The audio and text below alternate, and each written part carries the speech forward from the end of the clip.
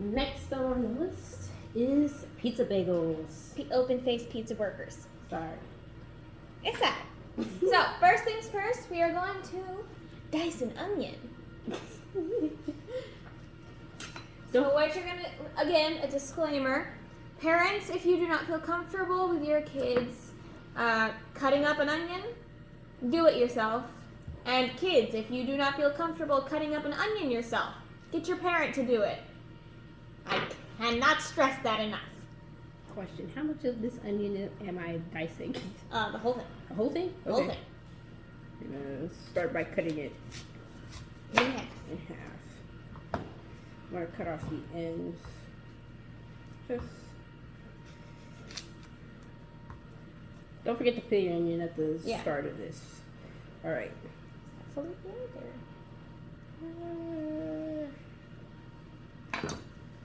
Is it? Seems like it's fully peeled. But there it's like, that's a layer of onion. That's fine. You'll know the difference because the first part of it feels kind of like a skin paper, and then when you get to the layer, it's much thicker. Yes. And while she's doing that, I am going to open up 4 of these English muffins to use as the base for the pizza bagels.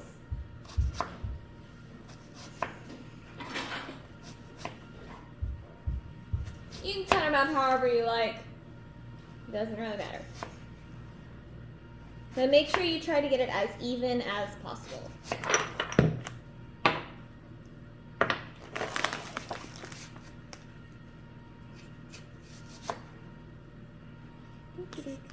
Commercial break. What? I said, you said do, and I said commercial break. Alright, for real. We just speed this up. Or whatever. Cut it, however you want to do it. We can say whatever we want to in this. This is very bad. But I'll get them smaller in a second. You do not know how to dice an onion. Okay, this is so. Oh, I don't know if I made that worse. Don't rub your eyes when you're cutting up an onion. I didn't rub it with my fingers. I just tapped it with the back of my hand. Mm. But they're strong advice. Yeah. These are not going to be even sized. That is not how you dice an onion. Let me show you a better way to dice an onion when you're done with that one. Yeah, I'm going to just do this half. You can do the other half. Yeah. We'll keep that.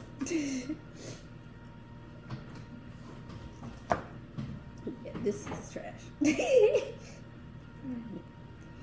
I mean, it'll work. I mean, it'll work, but this is bad. I'll just take this half of it. We're just gonna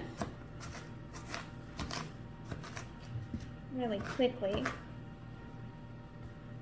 This ain't gonna be even, but maybe we can get it smaller.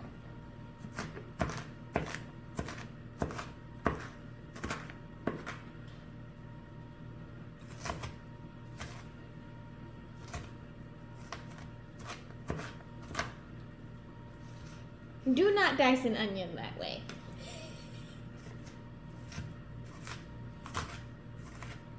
Look at that. We have a do versus a don't. Yay! I'm gonna have half my face is covered in tears right now. I mean, fair.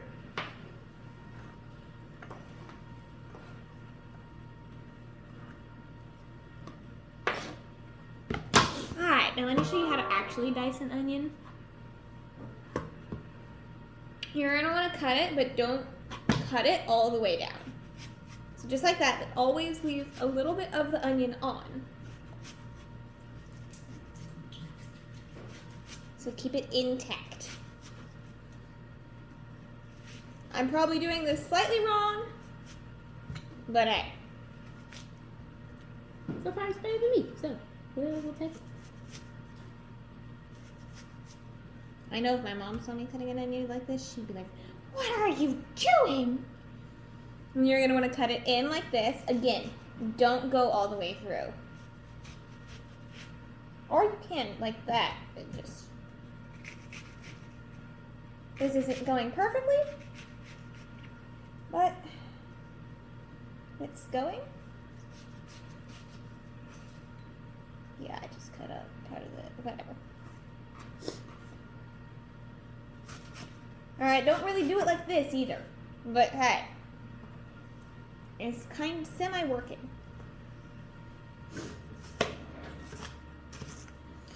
Oh, my eyes again.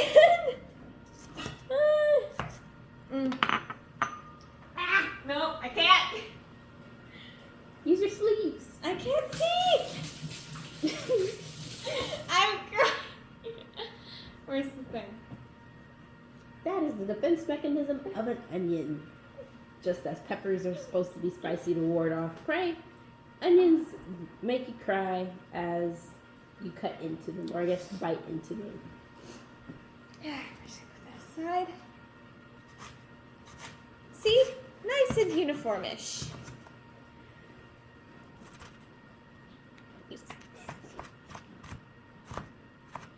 Most likely have your parents do the cutting of the onion for you. That would be the smartest option. And don't hold the knife like I'm holding it. We have a lot of don'ts in here. Alright, that'll work. And we're done with cutting the onions. We're definitely cutting that. Or like fast forwarding or something. Because of that. Here's some onions on top. It's a bit of a mess.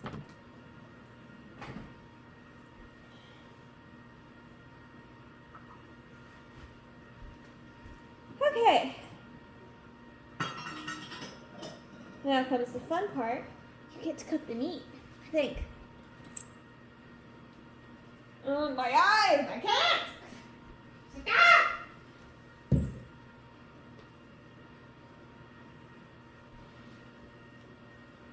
For the next part, we gotta move to the stove. Oh. My poor eyes. How does my mom do this? First thing you want to do, make sure you're not getting this anywhere near the dishes, and the same if you have dishes in the sink. Move that to the side as much as possible. You're going to take the beef, or whatever kind of ground beef that you have, and you're just going to cut it open.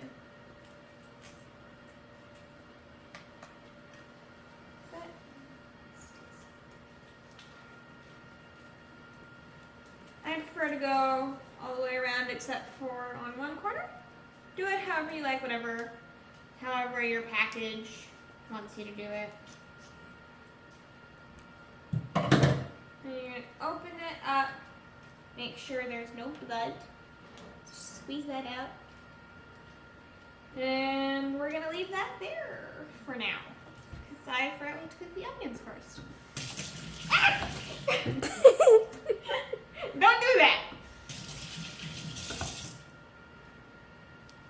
Alright. Now, we're going to come over to the stove. Turn the flame on. Make sure you have the pan right over it. You don't want it too hot. Because we're going to start with some olive oil.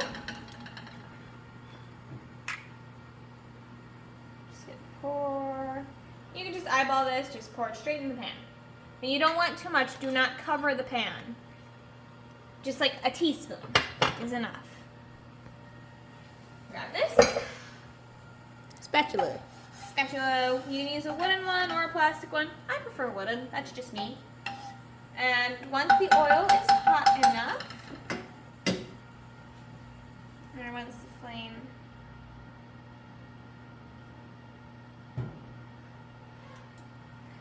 you're going to put the onions in. Just dump them right in. That's a lot of onions. And you're going to move them around, just keep them cooking until they turn a nice golden brown. Which will take 1 to 2 minutes. This is the original look.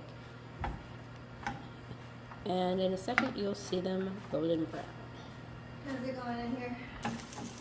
So, can't completely see all the differences yet, but you see how some of them have a little bit more of a brownish hue or a yellowish hue compared to a whitish hue. Then that is how you know that they're on the verge of being almost done.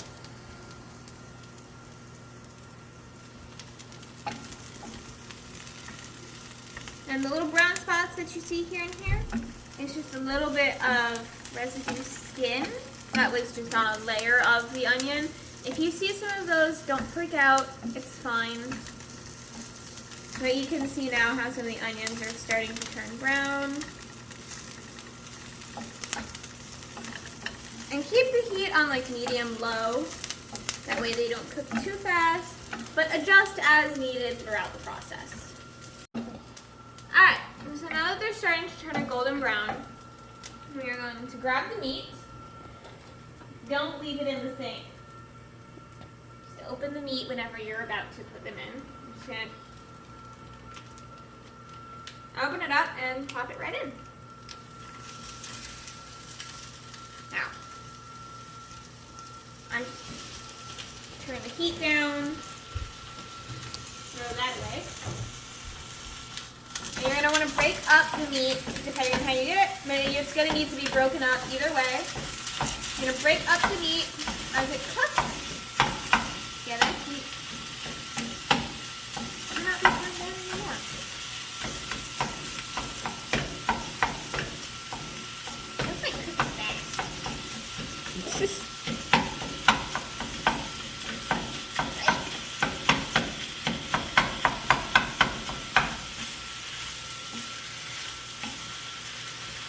You want to get this meat fully cooked so there is no raw meat left. Sydney, could you grab the spices? Yeah.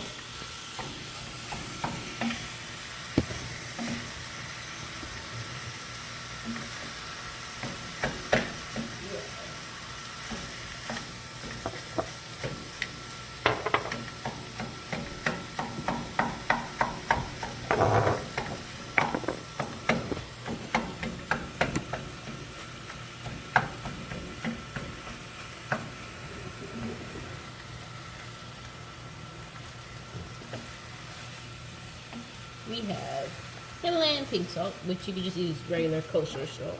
We're just being fancy. Italian herb blend, and roasted garlic. Alright, so technically there are specific measurements that you're supposed to use, but when it comes to meat, really I just tend to eyeball it. So Sydney, if you could.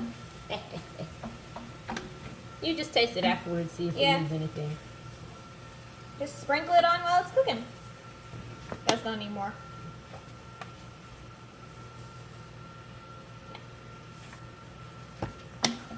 Exact proportions don't really matter when you're cooking meat. That comes in when you're baking something. If that comes out slow, you're gonna have to really. Oh, but that smells good, doesn't it? It does. Make sure to turn the tops and close them. Yeah, so when you're done. More. Yeah, a little more. That's it. Fun fact, Americans consume about 350 pizzas per second, which is 100 yard acres? 100 acres Ow. of yards per day? I think I said that measurement in the wrong way, but It's a ton of pizza. Now we're showing you an even easier way to make it. Combined with another of America's favorite food, burgers.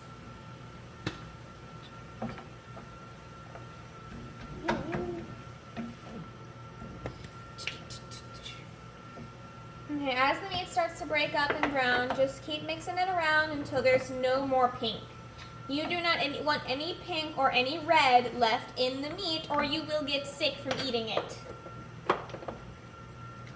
If there's like a tiny bit, that's fine, but it has to be pink. There should be no red left at all. red is raw. Arr. We're not making this for elementary school kids. I do. It's still funny to say.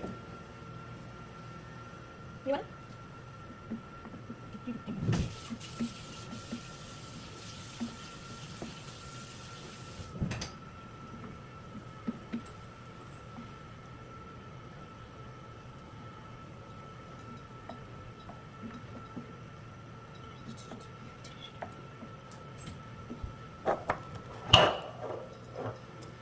Alright, now that the meat is mostly cooked, sorry Sydney, we're going to add in the pizza sauce. So you can add in as much or as little as you want. Again, just completely eyeballing it, but just make sure there's enough that all of the meat gets covered.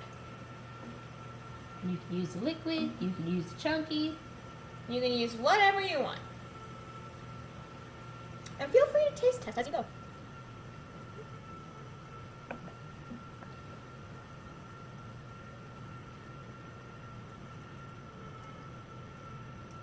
And make sure you don't add too much to begin with, because if you need to add more, you can always add more, but you can't, it's very hard to take away.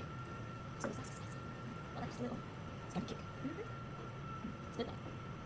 Please don't do this. There's not that much to begin with. Alright, and then I'm going to be right back and grab a baking sheet. All right.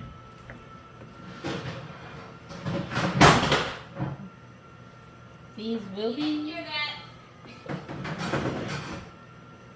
These will be stuck into the oven at 350 degrees Fahrenheit. Okay, so what we're going to do next, we're going to put the, what happens to that?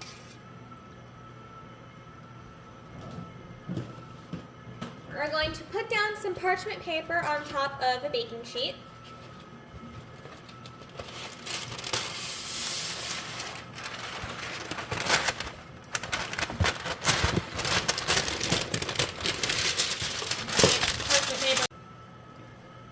Then we're going to lay out each of the English muffin tops and bottoms along with this to make sure they're evenly spaced out. Then we're going to turn off the heat, because that's all fully cooked now. And we can just use that. We're just going to scoop this mixture on top of each of these. Sydney, if you want to go and start scooping.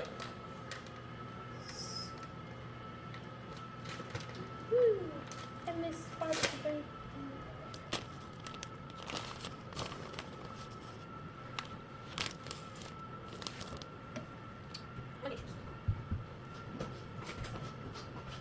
And I shall scoop as well. I'll go behind you and finish up so you put some on.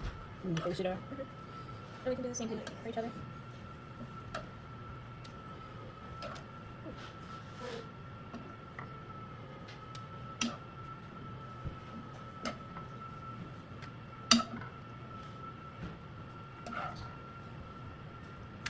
I think that's good. I need a little bit more.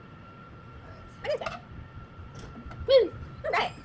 And now we're going to add some mozzarella cheese on top of each of these. And make sure that you preheat your oven beforehand. Just going to sprinkle some cheese on top. You can put however much or however little you like. I tend to love cheese, so I put a lot. If you're lactose intolerant, feel free to skip this step. Or suffer from the pain and add more cheese. Yes, my friend here is lactose intolerant and loves cheese, so However however you want to do it, it's up to you. But you can add whatever toppings you want. Yeah. You don't have to do this. You can put pepperoni, you can put sausage, you can do whatever you want on top of your pizza.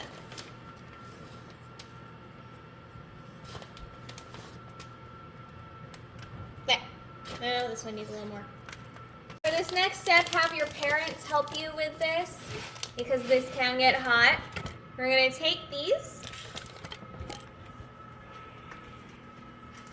and put them in the oven.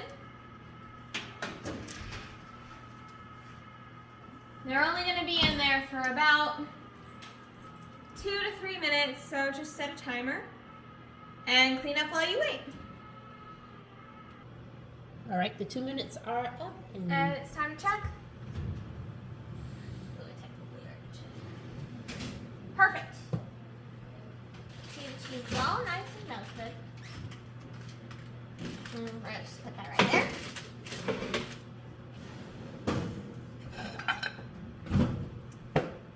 And we don't need the oven for anything else. Off. We're going to use oven mitts. If you take this out, better yet, just have your parents take it out for you. And now we're going to let these cool for a little bit. Always got a taste test. Yep. And you don't have to let them cool for that long because they are meant to be hot. They're pizza burgers. So maybe you want to... Cheers.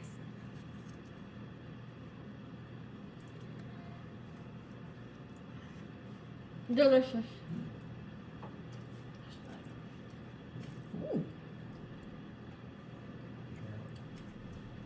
was not thinking the onions were gonna help. I thought it was gonna be too much because we cut a lot of onions. But it works. Yeah.